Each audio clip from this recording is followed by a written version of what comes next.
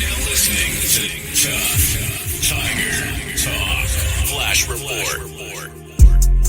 All right, big ups to the fam. Appreciate y'all, man. How about that, man?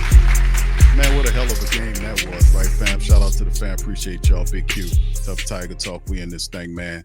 LSU finished the season, man, 9-4, taking care of business against Baylor. What a hell of a game this was, man. Up and down, all around. Just crazy. LSU produced, what was it? 34 points in the first half of the game. And it was on its way to being a blowout until it wasn't, man. So LSU, man, just did what they had to do. Ultimately turned up and got the W, man. So they finished the season on a high note. That's three straight, including the bowl win over Baylor, kind of giving a little win over Dave Aranda and his Baylor club, who actually, man, you know, they actually had a nice little fight there. Almost kind of scared LSU. A lot of stuff happened in the second half. Tigers hold on. They were able to defeat them by two scores, 44-31. And of course, and of course, how the season ended, fam, was not exactly what we anticipated. Like I said, and I've been saying it all season long, I didn't see this team as a championship team. I thought they were, could win 9, 10 games, 10 games or so, something like that. Didn't anticipate them being a juggernaut of any sort. But a lot of things has changed. The transfer portal, Coach Kelly is really putting a lot of pressure, and rightfully so, on this program going into 25. The transfer portal, how they became the top class there, just bringing in a bunch of college veterans to fill in weak spots of the team. A lot of great stuff, man. But in this episode, man, we'll just talk exclusively about the Texas Bowl, LSU going out there, handling business, 44-31. Now, in this episode, let's kind of take a look at the stats, man, and we'll kind of jump in. We'll hear from Coach Kelly as soon as they make the post game available. We'll pump it in. All right. So anyway, in this matchup, man, LSU first downs went to Baylor, 31-20 there. The third downs, LSU 6 of 13 versus Baylor's 5 of 13. Baylor went for it 6 times, one for 6 on 4 down. LSU's 1 for 2. 507 yards by Baylor's offense versus 418 by LSU. The passing attack was Baylor's 445 to 304. Picks on both sides. Rushing stats, LSU had over 100 yards at 114 to be precise. 27 attempts, averaged over 4 yards to carry. The LSU defense did a really good job of kind of holding down what Baylor was attempting to do from a rushing standpoint. 33 attempts for 62 yards. That's less than 2 yards per attempt. The penalties, 6 penalties for 47 yards versus 4 for 30. And like I mentioned, the turnovers, 2 by LSU. One was an interception and a fumble, 1 by Baylor. Time of possession was pretty much close, 30-22 versus 29-38 by LSU. The individual statistics for the Tigers, Garrett Nussmeier, man, he made the announcement that he'll be coming back next year in 25 season. He was 24-34 for 300 yards, 9 yards per throw, 3 touchdowns in the pick. In the matchup, pretty respectable numbers. Caden Durham, the fantastic freshman, 13 carries, 60 yards, almost 5 yards a carry. Josh Williams, 9 for 42 in the score. He averaged almost 5 yards a carry as well. And they did a pretty decent job running the ball to kind of keep the team balanced. Chris Milton, 4 catches, 113 yards in the touchdown. Hilton. Aaron Anderson, who was big this year, 8 catches, 91 yards. Didn't get a touchdown, but really kind of helped the offense flow. Trey Green, how about him with Mason Taylor hitting the draft? Trey Green got a lot of burn out there. He had 6 catches for 53 yards. He had 2 touchdowns in the game. And we've seen glimpses of his potential during the season. But, man, if this kid continues to play like this, he could be something else. 6'7", 240 pounds, very athletic. Plays basketball, too, for the Tigers. So this guy is going to be special for LSU. Xavier Thomas had 3 for 30, 2 for 14 by Josh Williams. Caden Durham had 1 catch for 3 yards. On the defense side of the ball, Jordan Gilbert finished with 7 tackles. So there's Wes Weeks, who Weeks got hurt and was carted off. It'll be interesting to see how exactly that will fly, what that'll look like. That was huge. That was a huge injury right there. So, keeping our eyes on what's going on with the Wheats injury will just be something we have to pay attention to. That's very unfortunate, and for LSU, man, to see that kind of thing happen, man. That's one of the things I just wanted us to be able to kind of get out of there with the win and not having to worry about catching injuries or anything of that sort. But unfortunately, that was injuries are a part of it. So we'll just have to see where he will be, or in terms of what happens there with the Weeks. So very, very tough injury there.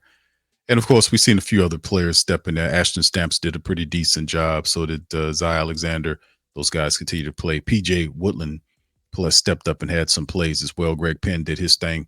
So we'll see what's happening forward. But pretty decent game. Interception by Mr. Keys, who came in there with the pick six. They returned it for 41 yards to help flip everything, kind of stall out the help LSU kind of dominate. And it felt like it was going to be just a whirlwind, like LSU was just going to push past Baylor. So credit for them to having the ability to want to fight back in the game. Sawyer Robertson, their quarterback, he had 51 attempts, 30 completions of 440 yards, almost 9 yards per throw, 2 touchdowns in the pick. Dawson Pendergrass, 21 carries for 63 yards, had 2 scores in the game. Like I said, those guys were held down in terms of trying to running the ball for their side. Josh Cameron, 8 catches, 111 yards. He had a touchdown. 4 for Ashton Hawkins, who did some positive stuff. He had 4 for 55 and a score for them through their situation. And Devin Bobby was their top guy. The defensive player had 13 tackles in the game for Baylor. So LSU get a nice big, nice solid win in the Texas Bowl. It was a very exciting, man. It wasn't a dull game at all. It was actually pretty solid game, so big ups to you guys for being in the stream for that one. Hear your thoughts in this thing, man. So big ups to you. All right. So anyway, man, listen, man, once again, kind of sticking it to Dave Aranda. We like Coach Dave. He's been doing really positive things right there. It was good. Coach Kelly came in. We were able to defeat him, able to get the dub.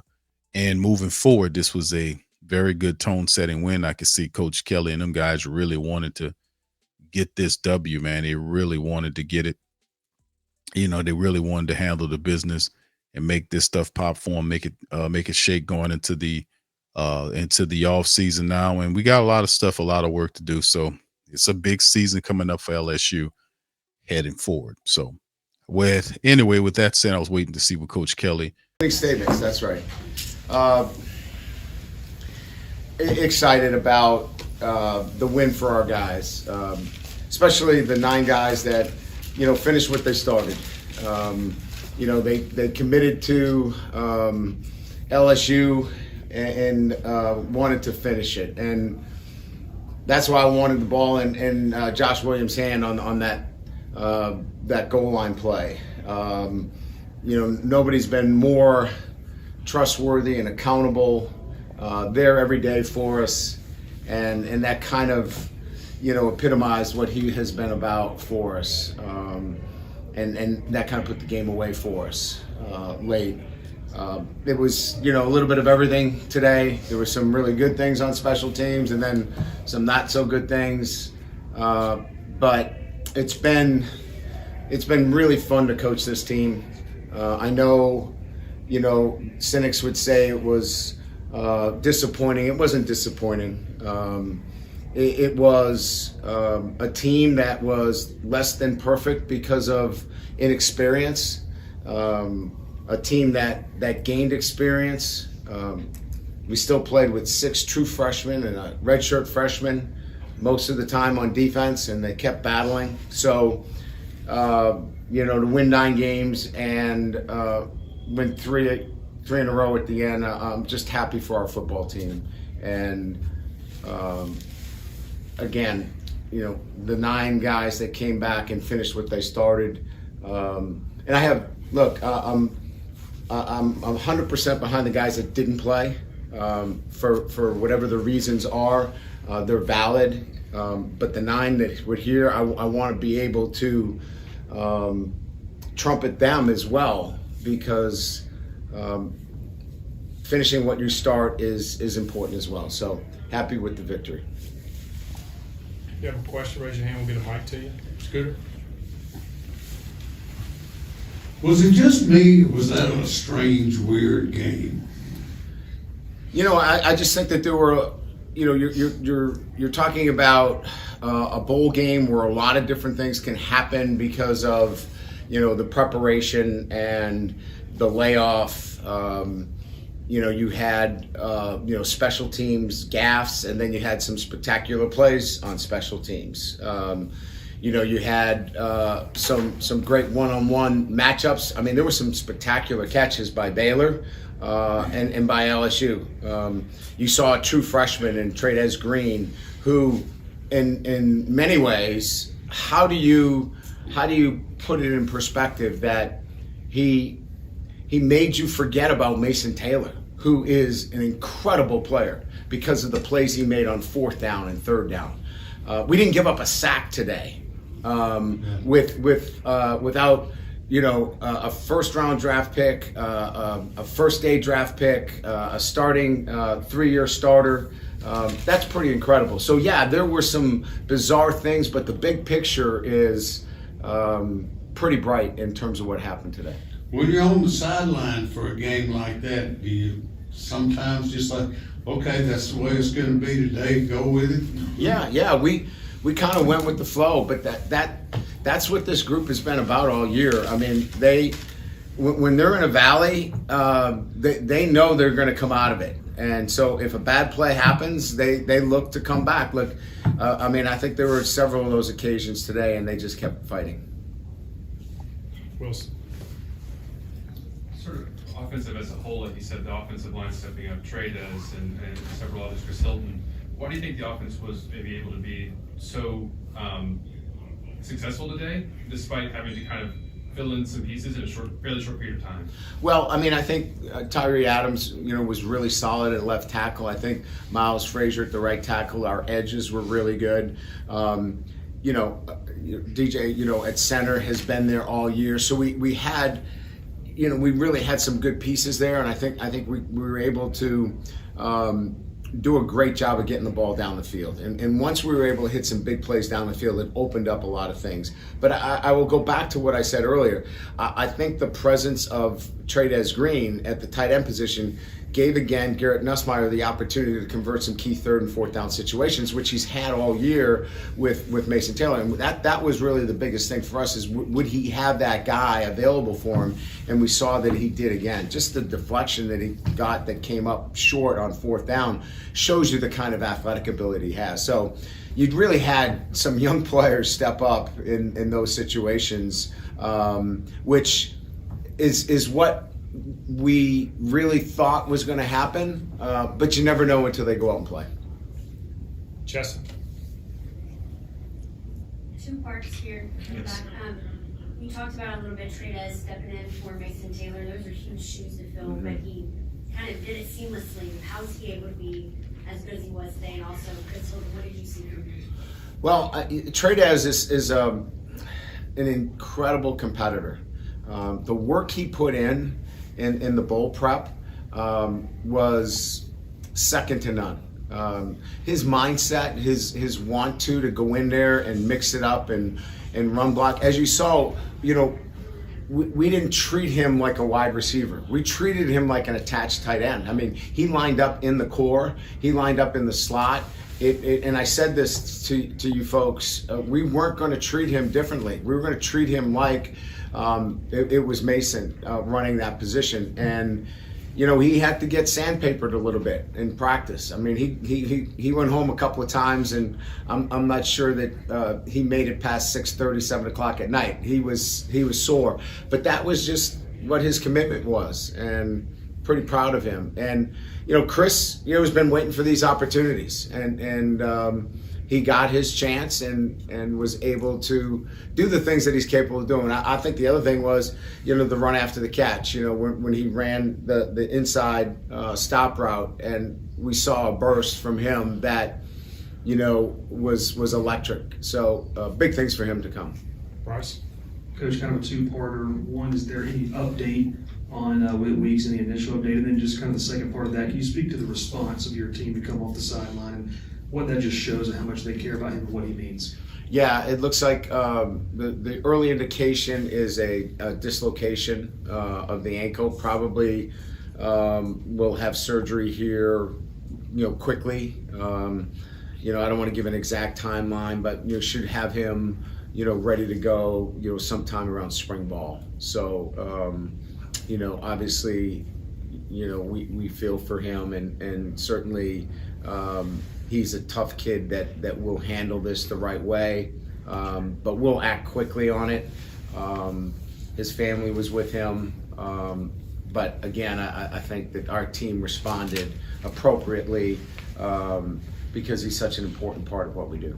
Have you seen that before? Just the whole team come off the sideline to greet a player like that before they carted them on? Yeah, I mean, I think there's been times where, the heartbeat of your team, and in particular the defense, I don't know that they knew the nature of the injury. So I think that they were very guarded about what it might have been. And I actually told the team before we went back out, what the nature of the injury was, just so we didn't have any lingering effects going into the second half, so that they could play, and get back to what was most important, and that was finishing off the game.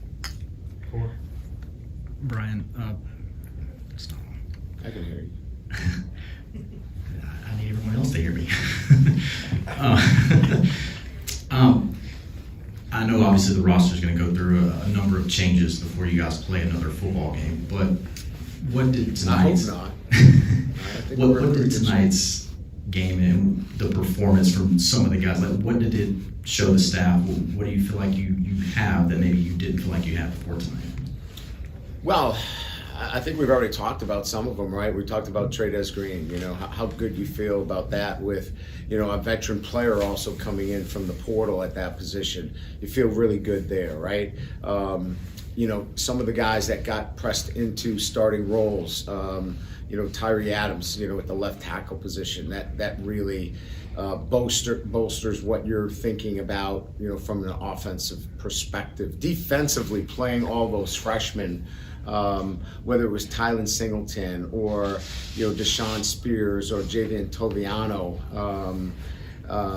PJ played a lot, at the corner position when Zy didn't play in the third or fourth quarter. So there's just so many guys now that have experience playing, and now add, some additions that have veteran experience, and that's really why we wanted to wait and give these guys some experience and now add them to the mix. And now you have a healthy roster. You have depth on your football team going into the SEC. Right. Coach, your defense was kind of bend but don't break. It gave up a lot of yards, over 500, but when it mattered the most, they stepped up. They were 1 of 6, I think, on fourth down conversions, and 2 of those came in the red zone. Just talk a little bit about their ability to be able to step up and get those turnover on downs when you needed them the most. Yeah, I just think that, from a defensive perspective, when we needed, a play to be made, we forced Baylor into making a play other than a one-on-one inside slot fade or a one-on-one 50-50 ball. And look, they played very well. Their offense is very difficult to defend because they have a very accurate quarterback, and they do a great job of pushing the ball outside. I thought when we did a really good job late in the game in the third and fourth quarter of eliminating the run game, they were up against it because the passing game then became one where we could play a lot more quarter coverage and get off playing man coverage. That made it hard. When the field began to shrink, our safeties could be flat foot and really squeeze those routes down. And that kind of was the difference with that bend but don't break. It was hard for them to put the ball into the end zone because of that. John? Hey, Coach in the back. Yeah. Just kind of zooming out a little bit, you've done some great things in the transfer portal. A lot of young guys played today because of the opt-outs and opportunities and whatnot. What does a win like this in a bowl game do for you as you continue to build for next year and what you guys hope, I suppose, is winning a championship? Yeah, I mean, we talked about it. The captains today reflected that, right? So it was, Greg Penn and Josh Williams, They were two of the captains that reflect the leadership in 2024. And then Garrett Nussmeier and Whit Weeks were two of the captains. So it was about, finishing 24 and starting 25. So today really was about the first game of 25. And what we were talking about was, but we want to lean on our veterans to help us get there. And so what did it mean? It means that we got off to a good start in 25. As you know, we haven't gotten off to a very good start the past 3 years. And so I wanted our guys to feel like this is the start we wanted. Let's build on this start in 25. Time, two more, Jack, and then Wilson. There were a few special teams issues today. Was that more just new guys filling different roles, or was it things that are easily fixable in the future as well? Are you talking about the kickoff return for a touchdown? I'm being a wise ass.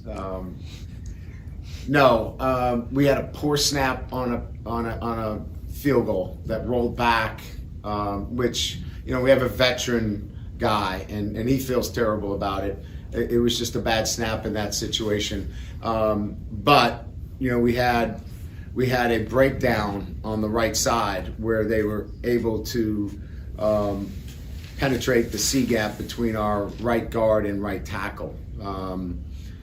We had two new guys in there, and they didn't execute at the highest level. But the snap needs to be better, and he knows that. That was an issue.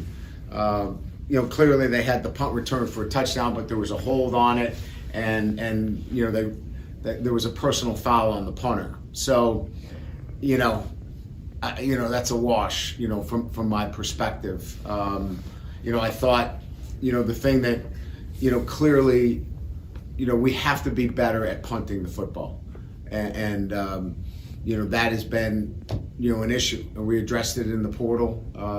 There'll be competition there, but overall, we were electric in the kickoff return game and the punt return game. We have to be better. I think Damian Ramos has been outstanding all year, and I certainly don't put that one on him in terms of the block. Wilson, you got the last one.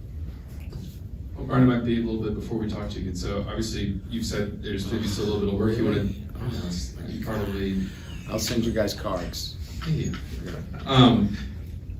With that in mind, obviously there's still, like you said, a little bit more that y'all want to do in the transfer portal, but I guess if you were just to kind of go through your checklist here coming up, what else, is there any staff evaluations that you feel you need to make? Obviously there's a hire coming up at tight ends coach. Where are you with that? Yeah, I think, look, at the end of the season, we're doing what do we do well as a staff? What do we need to do better? And certainly what do we learn, right? We have to do some things better. There's no question. And that's part of this process every year. Whether you're a football program or whether you're a Fortune 500 company, you're gonna evaluate everything within your program. How we travel, how we recruit, how we coach, how we develop our players. All of those things over the next 4 to 6 weeks will be evaluated. And look, this is a championship program. This is about winning championships, and we fell short of that. So we have to evaluate all of those things, and it starts with me and how I led, and it goes through and permeates the entire program. Thank you, Coach. Thank you. Thanks, sir. We'll do players. We're gonna camp out on that, but listen. Shout out to the fan. Appreciate y'all for being in the stream, man. LSU 44-31. They defeat the Baylor Bears. They go into the final game of the season, winning 9-4. LSU has a lot going on with Coach Kelly coming into next year. They're putting a heap of pressure on themselves. Coach Kelly talking about competing for an SEC championship and all this kind of stuff. The transfer portal, getting our veterans is something. The 25 recruiting class will be there, very solid. The returning college veterans from this team right here with Nussmeier at the quarterback helm and other players. This could be something special, family.